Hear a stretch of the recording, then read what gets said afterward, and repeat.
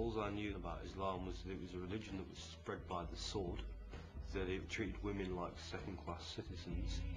The first time I ever saw Islam was the Suez Crisis, when I saw everybody praying to the sun at the end of the evening. How much do most people in Britain know about Islam? Although there are 1.6 million British Muslims, outside the curry house, the cab rank and the corner shop, Islam used to be barely visible.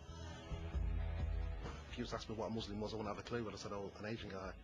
It seemed more like a country rather than a way of life. September the 11th changed all that.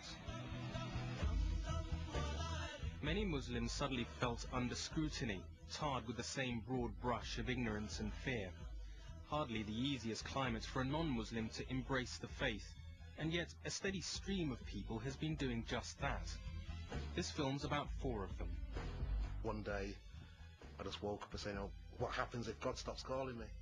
And then I die with nothing in my hand. I didn't want to be a Muslim, it came to me. It's the greatest gift anybody's ever given me. I haven't told my family yet that I'm wearing the full veil, because I know it will upset them. My mother's reaction was to start to go to church. So I said, that's fantastic. Already Islam is having a positive effect on our lives. Islam was a distant religion abroad, wasn't it, in the Middle East? You never, but now it's here, isn't it? It's in our house now.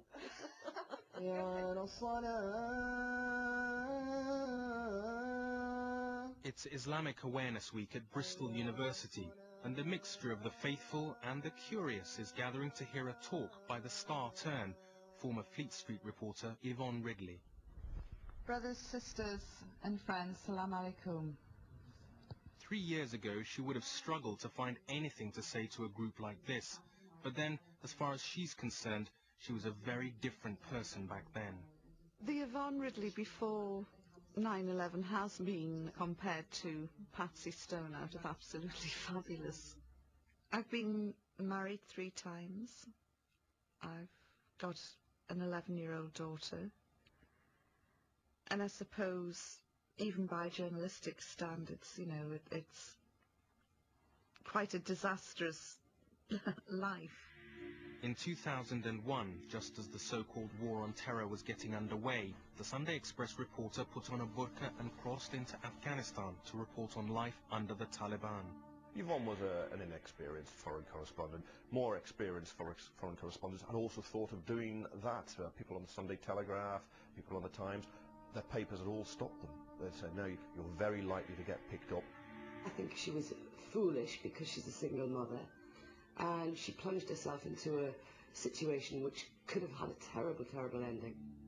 Nobody would ask if any high-profile male war correspondents, you know, no one would probe into their private lives, saying, what on earth did she think she was doing, going in there when she's got a child? This would never be asked of John Simpson. You become invisible directly you put it on. No one even glances at women here. The big difference between John Simpson and Yvonne Ridley was that she got caught. She was held on spying charges and fully expected to be stoned. But instead of ending her life, her experiences in that Afghan cell were to change her life forever. For 6 days I had avoided talking about religion, and there I was confronted with a cleric, and I looked at him and I just thought, oh no, it's the God Squad. He asked me what religion I was, and I said I'm a Protestant, the Church of England, and he smiled and he said, and what do you think about Islam? Oh, I said, it's wonderful. I said, it's absolutely amazing. And he smiled again and he said, so, you would like to convert? And I thought, if I say yes, he will accuse me of being a very fickle, insincere woman. If I say no, he will accuse me of insulting Islam. Either way, I'll be hauled off and stoned. And I thought about it, and I looked at him and said, you know, thank you very much for your kind offer, but I can't possibly make such a life-changing decision while I'm in prison.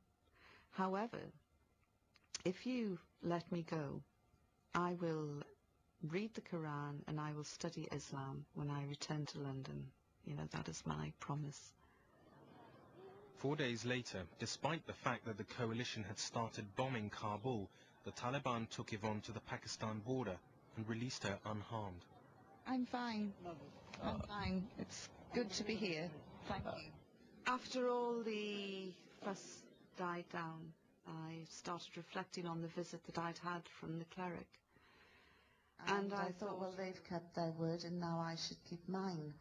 And I started to read the Quran. And I went through all the women's issues because I had to find out what is in this book that promotes the subjugation and oppression of women. And there's nothing in there. Far from saying women should be oppressed, it says quite clearly that women are equal in spirituality, worth and education. And furthermore, we're praised for our child-rearing and childbirth capabilities. So in my book, that means that women are probably the deluxe model of the human being. Nobody's smiling over here, right? I then looked at property and inheritance laws, things that have just come into the gift of Western women in the last 100 years. And, you know, it's all there. It's like a Magna Carta for women. I wanted to go running back to Afghanistan and say to my captors, hey guys, what have you been reading? You know, because did you know? And I remember complaining about it once, and this Muslim woman said, Yvonne, Islam is perfect. Unfortunately, the people who practice it aren't. And I thought, yes, she's right. Anyway, I'm very, very happy to tell you that I did take my Shahada on June 30th last year. And I have now joined what I consider to be the biggest family in the world. Just makes me so proud to stand before you today and say I am a Muslim. Thank you.